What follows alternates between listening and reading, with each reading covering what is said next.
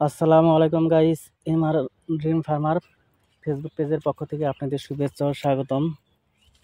Guys, এখন আপনাদের মাঝে ফুলকপি সম্পর্কে কিছু আলোচনা করব। ফুলকপির সমস্যা অনেকগুলোই আছে, মূলত দুইটা সমস্যায় বেশি হয় আমাদের।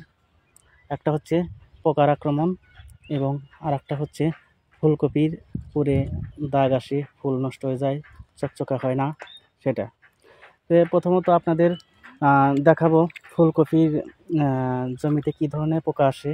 সেসব পোকার থেকে রক্ষা পেতে আমরা যেসব ঔষধ ব্যবহার করব সেগুলো আপনাদের মাঝে এখন তুলে ধরবো। গাইস, এখন দেখুন কী রকম পোকা ফুলকপিতে বিশেষ করে আক্রমণ করে। সেটা হচ্ছে, দেখুন এই যে এই ফুলকপিটাতে দেখুন কত পোকা। এইগুলো পোকাই এক সময় বাচ্চা দেয় এবং ধীরে ধীরে ছিদ্রকারী পোকাতে রূপান্তরিত হয়।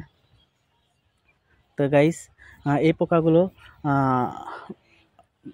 জমি থেকে নিধন করার জন্য আমরা ব্যবহার করব 55 ইসি অর্থাৎ ক্লোরপাইরিফস প্লাস সাইপারমেথ্রিন গ্রুপের, যেটা হচ্ছে মূলত আপনার ইয়ন কোম্পানির অ্যালকো, অটো কোম্পানির নাইট্রো, নেচার অ্যান্ড কেয়ার কোম্পানির ন্যানো প্লাস।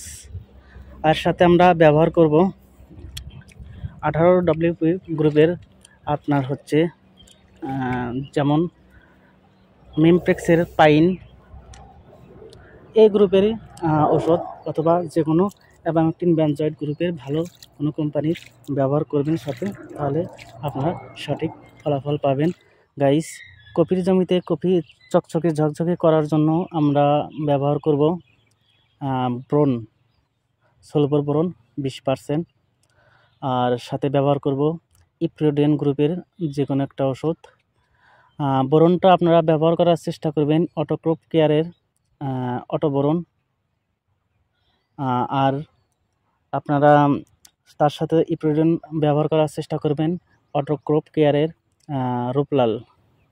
কারণ এই দুটা যদি একসাথে জমিতে স্প্রে করেন, জমির কপির পাতাগুলো ঝকঝকে চকচকে থাকে এবং কপির ফুলগুলো চকচকে ঝকঝকে হয়। দেখুন এই যে, দেখুন এই জমিতে বোরন এবং হচ্ছে আপনার রোপলাল ব্যবহার করা হয়েছিল, যার কারণে কপিগুলো অনেক সুন্দর এবং চকচকে ঝকঝকে। আপনারা এরকম টিপস পেতে সবসময় আমার পাশে থাকবেন, আমার ফেসবুক পেজটা ফলো করবেন এবং লাইক কমেন্ট শেয়ার করবেন। সবাই ভালো থাকবেন, খোদা হাফেজ।